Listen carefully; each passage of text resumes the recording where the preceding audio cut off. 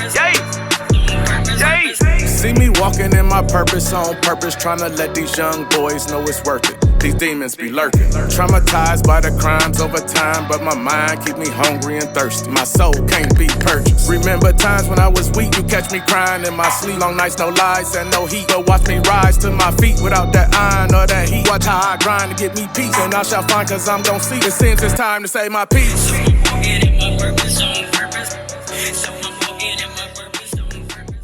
Today with us on Stool Talk, we're honored to have a special guest. Here on Stool Talk, we walk in our purpose on purpose, and today's guest is definitely doing that. I'm on the Legends edition of Legends Are Made in Toledo. We have another legend with us today. One who put in a lot of hard work on the hardwood, and the one who brought us a championship back to the doghouse. Sure. But just he really showed great sportsmanship. He was a great teammate. He really put in the work, and he really was able for the younger generation to see that you can do it at the level he did it at, playing at another higher level, even as he graduated as well. But today we have with us the one, the only Mr. Grant Maxey. How you doing today? I'm good. I appreciate you, bro. I appreciate the opportunity. How you been? Yeah, I've been good. I've been good. So, I know it's taking us back a little bit, but how did your basketball journey start? Was that even the first sport that you played? Uh, it's the first sport I played that somebody took notice of that I liked. You know what I mean? You don't really know what you like until somebody tell you good. You know what I'm saying? So that's one of the sports that kind of stuck to me when I was younger. But I played everything: football, baseball, soccer. You know what I'm saying? Basketball just stuck the most. Yeah. Did your mom, because I heard about your mom being a legend at what she was running at UT? No, she was coaching at UT, but she Oh, ran she was at coaching Kansas at State. UT. Yeah, yeah, Okay. Yeah, I heard about her and her track days. Did she try to push the track on you, or how did yeah. that work? Man, I wasn't going. I wasn't going, bro. I was a hooper for real. Like, like I ain't do nothing else but hoop. When I figured out I wanted to hoop, I ain't want to do no running, no nothing. But I did do some track a little bit in high school, like freshman year, sophomore year. I did some jump, you know what I'm saying? Like high jump, just to make her happy. But, Yeah. it was hoop for real. Yeah. When did you see your game start to take off? Man, senior year. Well, no. I tell you what, I was this sophomore year when I first started varsity at start, right? We was playing somebody, and the kid walked up to me and said, "Hey, is you such and such?" I'm like, "Yeah." He was like, "Oh, okay. I seen your name in the book. You remember that Ohio book that was back?" Yeah. I never seen the book, never seen it, never read it, nothing. But he seen it and had it and told me I was in it.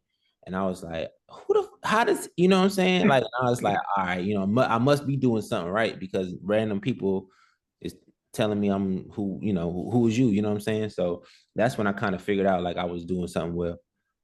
Yeah, and your demeanor was, quiet, but on the court you played so much larger and so much louder, with your play. How was your transformation with when you did come to Scott your senior year, and how was that, and how did you handle that?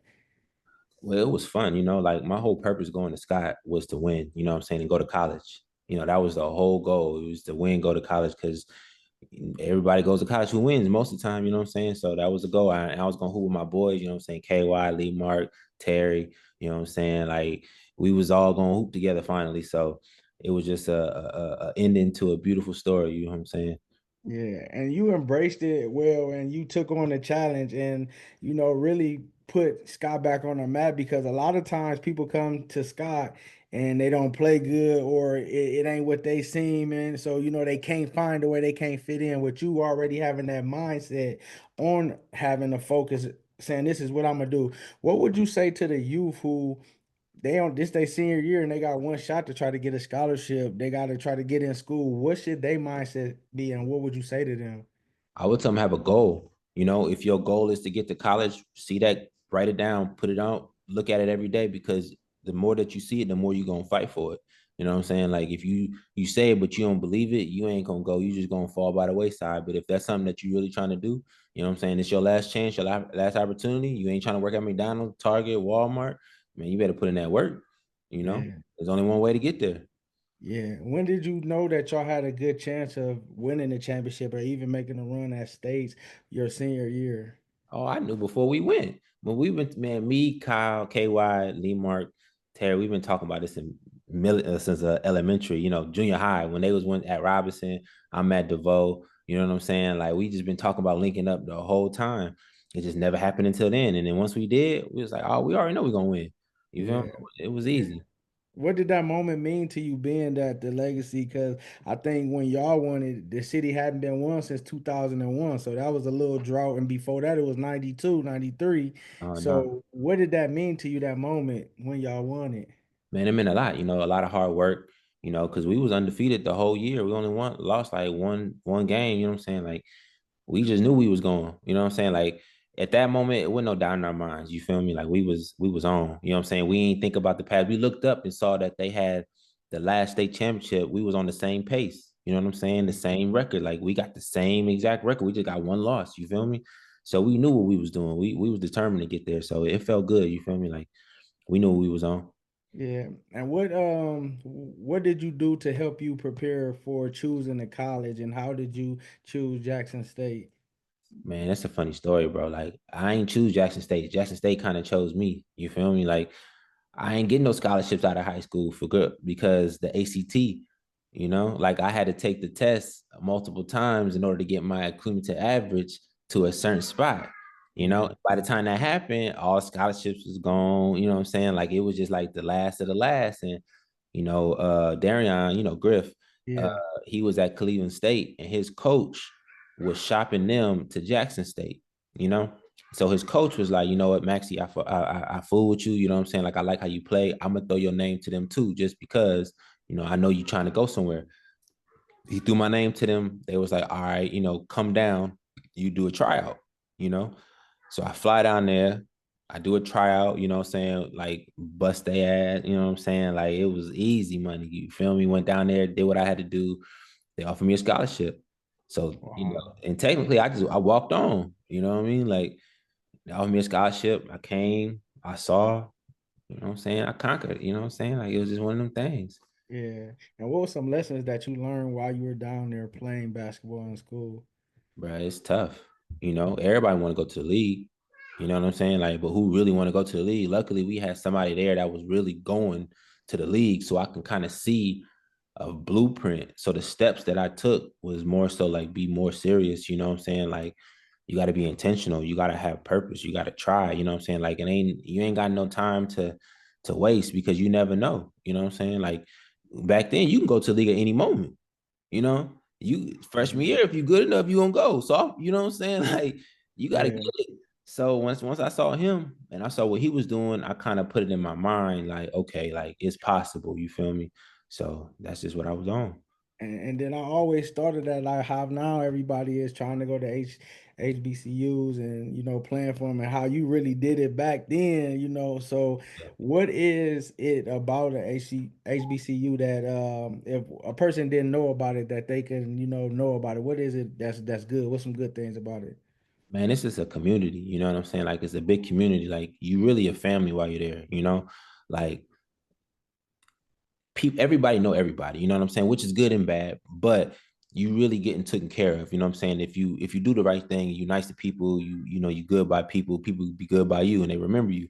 So the last thing you want to do is tarnish your name and people, saying ain't fooling with you no more. So if anybody want to go to a HBCU, just prepared to have a big family afterwards, a lot of love, a lot of support, you know what I'm saying. Like it's a tradition, you know what I'm saying. Like you just gotta fall into the tradition and be family.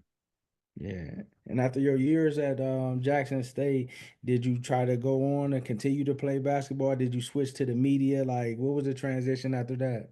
Yeah, so after Jackson State, I tried to play a little professional. I had got hurt in college my junior year, so it kind of slowed everything down. So after that, everything kind of went to the left. I still try to hoop a little bit, overseas here and there, you know what I'm saying, but nothing really panned out like it was supposed to. So came back to the real world.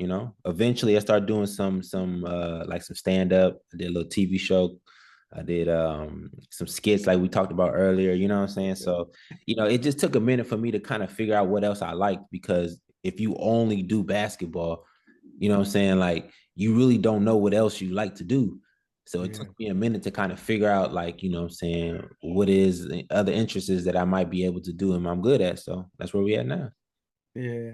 And now being in the creative world, how do you balance the creativity, the humor, storytelling, podcast with content and different things that you choose to do? Man, you just gotta have a schedule, you know? Like if all those ideas is in your head, you can't put them out all at one time, you know? So a Yeah. smart man blocks it up. Monday this, Tuesday that, Wednesday this, you know what I'm saying? Because eventually you get on a schedule, everything becomes a machine and it starts Yeah. coming out smooth. So that's all I do. So let me ask you this, because me getting ready for this interview, I kind of was thinking this. Do you think like you was ahead of your time with a lot of stuff? Because the skits and stuff that you used to do, people was doing that now like daily, but y'all been doing like you've been Yeah. doing it, and I think you was even producing some of them ones, right? Yeah, Yeah, like no, you've yeah. been doing that. Like, what gave you the mindset to to be that focused and be like, let me do this? Because now everybody just getting it, but you've been doing it. Yeah, no, it was just a timing thing, you know. Like maybe I was before it was popping, which is cool, you know what I'm saying? It just let you know that you in the groove, you know what I'm saying? Like you on schedule. So, I just think about funny things, creative stuff, and just try to knock it out while I got it in my head. And if it catch on, it catch on. If it not, I just do something else. Yeah, that what was it? The handyman. Oh no, the light skinned locksmith. Yeah, the locksmith. Yeah, that was the one right there. Oh, Yeah. every day. Yeah. What's been the most rewarding part with connecting with people through media and even through being an artist and all that branch of life? Man, you just never know what people interest is. Like you never know what people think. You just never know, you know what I'm saying? Like I know you from football and hooping, right? I never knew you was gonna be a podcaster. I never knew you was gonna be, you know what I'm saying? Like you never know people's interests. So when you end up doing other things that inspire you, you see what inspires other people. And then if y'all got like-minded and y'all can do some great stuff, you know what I mean? Like it's just interesting to see people are not one-dimensional. That's all I'm saying. Yeah. And where do you see yourself going in the media in a couple years? You got any projects you trying to do, collaborations that you have in mind? Of course, of course. Like what I want to do, man. If I had an opportunity, I would be like, I want to do like a sports debate, like first take.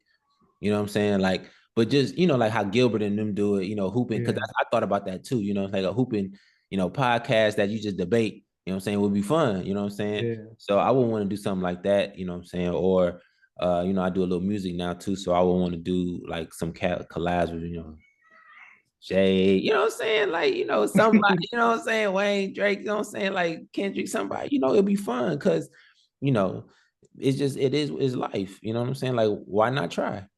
Yeah. So do you rap R&B? Is it a little bit of both? What is it? That's just a little rap, you know what I'm saying? Yeah.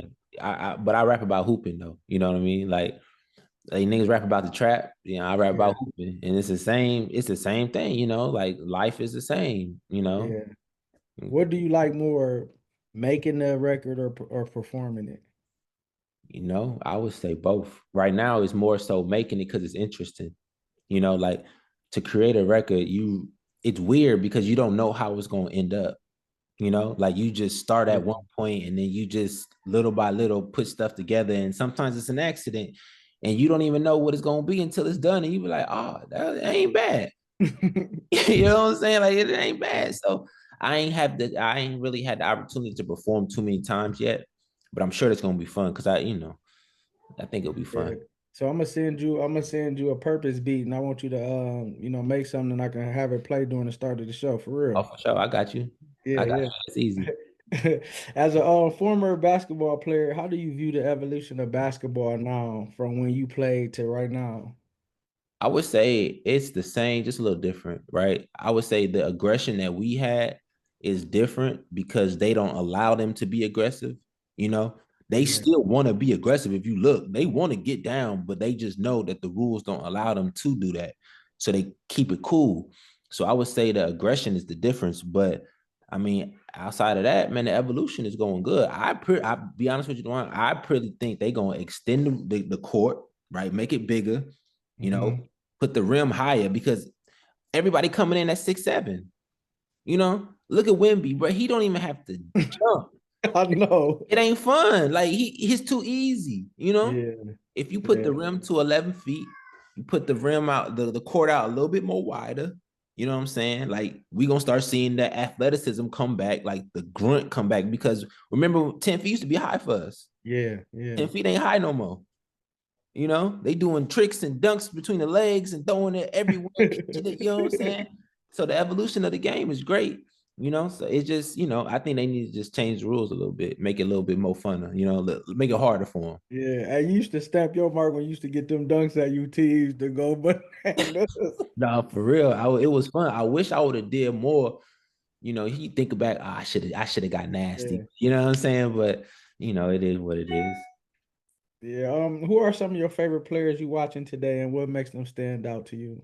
Nah, you know, I fool with Ant, you know, Edwards. I mean, he's like the complete package. You feel me? Like he's like the prototype hooper that you would want to be. 6'6", 220, Right. bounce, handle, you know what I'm saying? Cool. So I fool with Ant, obviously Kyrie, Steph, you know, LeBron, you know what I mean? Like the young people though, I would say ah,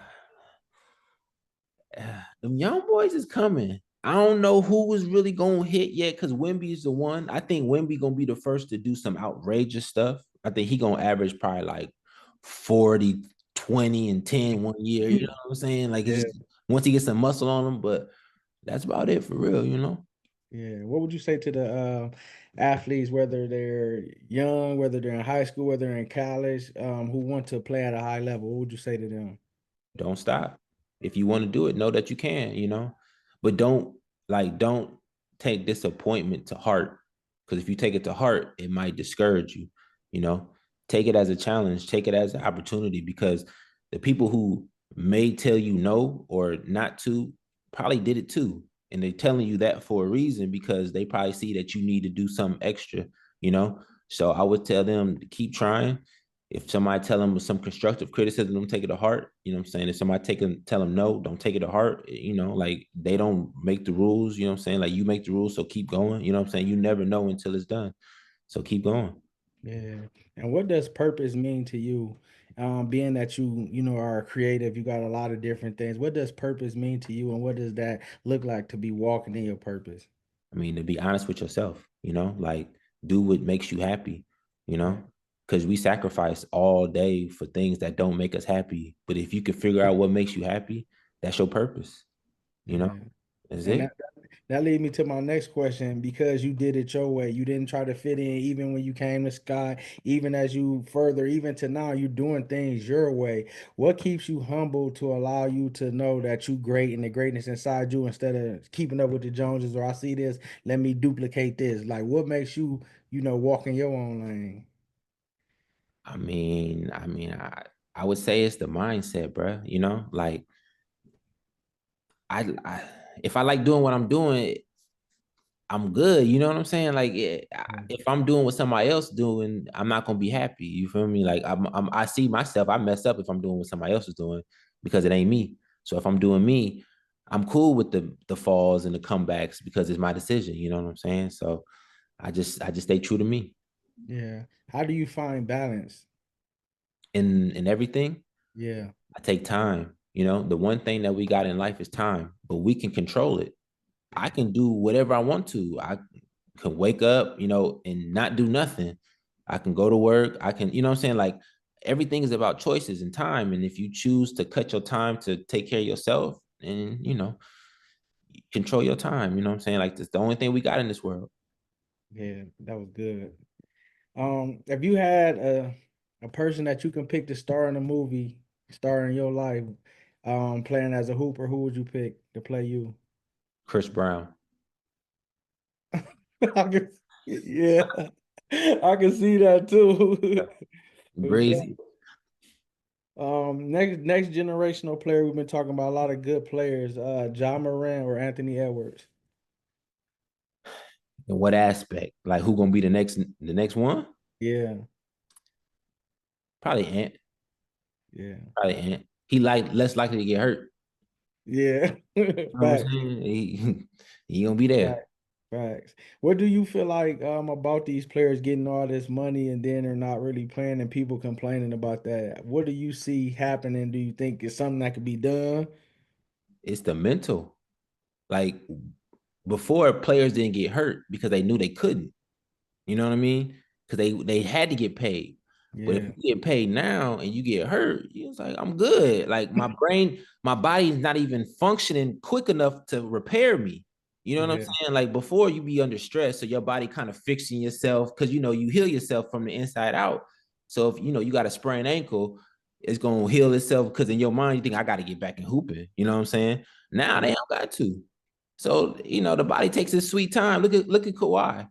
His I sweet know, time. man. I Sweet time. know. Take his money away. I bet he'd be back hooping. Feel me? Like, cause he got to. His body gonna feel Yeah. great, great. So Yeah. it's the When money. when it comes to this GOAT topic, who you feel like is the GOAT, Jordan or LeBron, and Right. why? I gotta go with LeBron for one, cause I'm from Ohio. You know what I'm saying? I got to rep Ohio. I know the numbers. I get it. I get it. But if you put LeBron in Jordan's era, he gonna dominate. If you put Jordan in LeBron's era, he gonna dominate. But who Yeah. gonna dominate the most? Right? I think LeBron, if he was in his era, in Jordan's era, the size and the speed that he got, Yeah. he'll kill way more than Jordan would kill in this era because everybody the same size as Jordan. LeBron Yeah. still got a physical ability. I mean, it comes down to a little bit, you know what I'm saying? So what would you say to the people that say, "Oh, LeBron cries or he couldn't win or the Dallas series," or what would you say to those people? Because that's what they always try to use against him. Yeah, I mean, the Wolves already put Jordan already revealed the magic trick. So everybody is going to try to be better. They're not going to let one man just dominate. Not Yeah. saying he ain't had no help, but if we know basketball, there's one dominant figure on the court, right? Jordan was that dominant figure and he facilitated to everybody, made everybody better.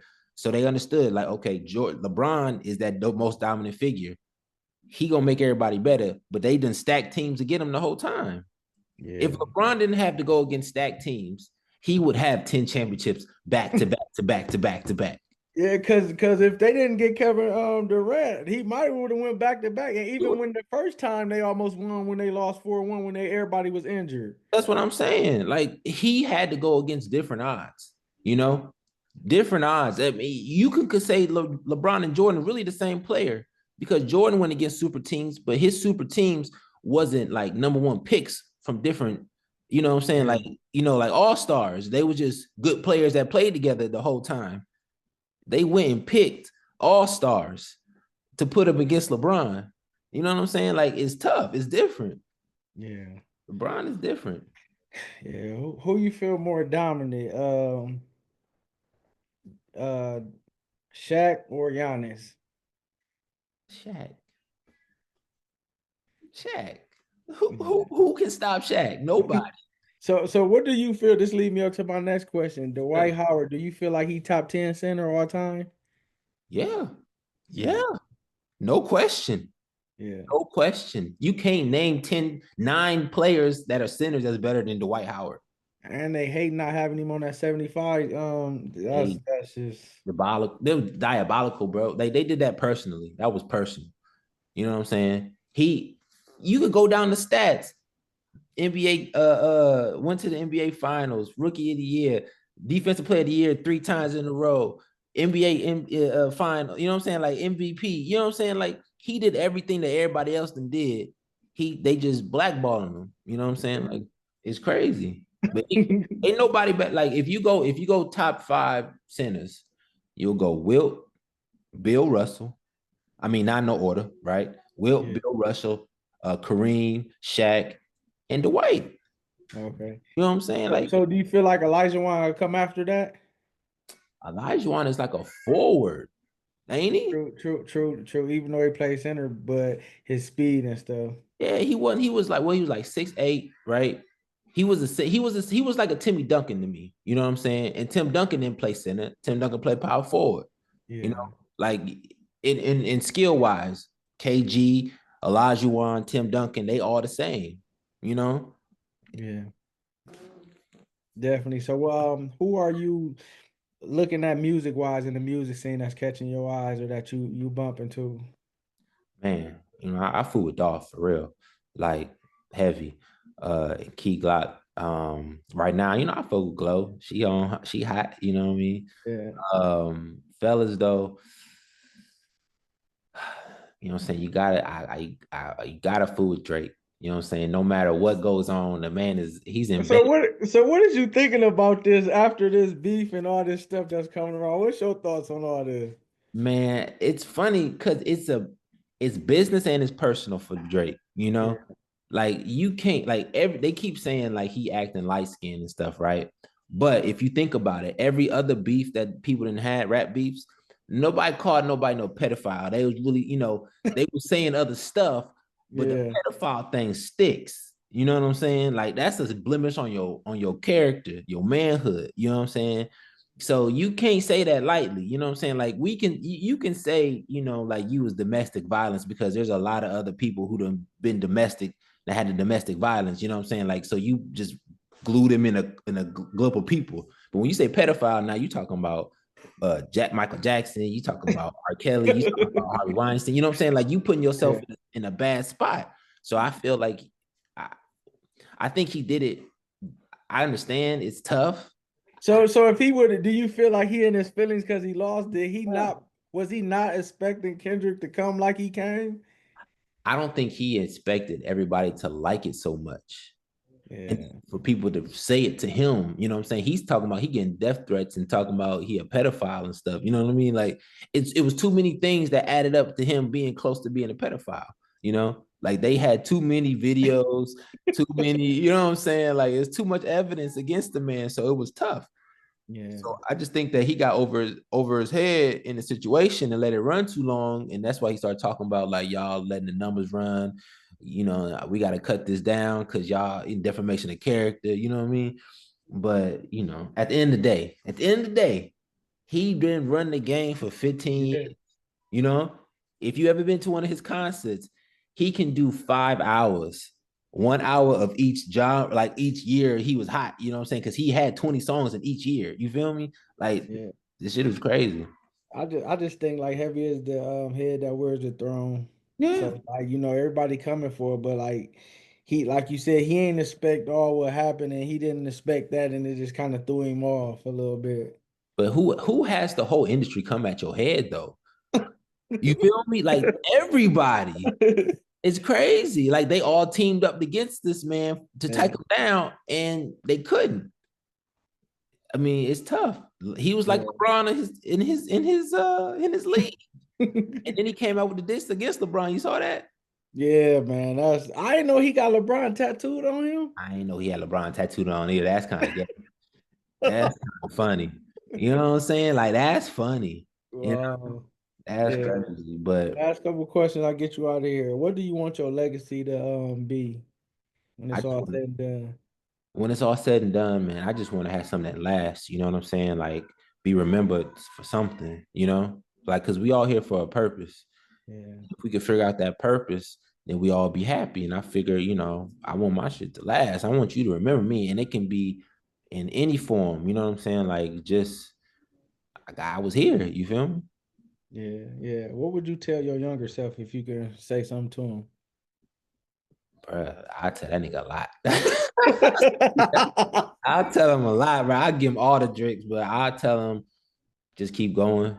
Like Yeah, just keep going, my boy. Like you don't even worry. You know what I'm saying? Like you'll be fine because life is tricky. But if you are who you say you are, which I know you are, you'll be fine. So I tell niggas keep going, keep hooping, bro. Just keep hooping.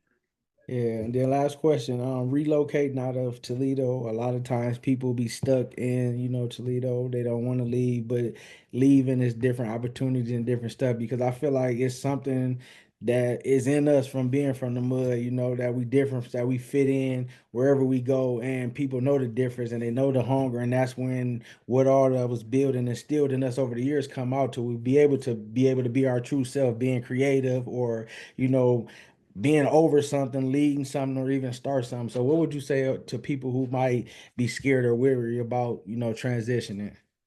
I just tell them they gotta take a chance on themselves. Like everybody, you always take a chance on yourself. You just don't realize it. Like when you was a baby, you start walking. You didn't know how to walk. You took a chance because you failed first couple times, but you kept going.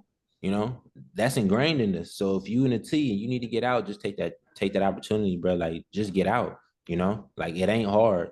You might feel like it's hard because everybody around you that you remember, your family, your friends, everything like that. But once you go, you'll get a fresh breath of air. You'll be fine. You know what I'm saying? Like opportunities gonna come to you.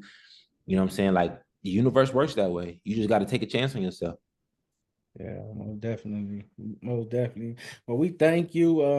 I pray that God continue to bless you, that He continue to give you favor in wherever you touch your and wherever arena that you step foot in, that He put you around all the people that you need to be around, and that you be blessed this year, be a year like never before, in your finances and your health, in your thought process, and even what you doing creative wise, and God be able to allow the people that need what you got inside you to be around you at that time.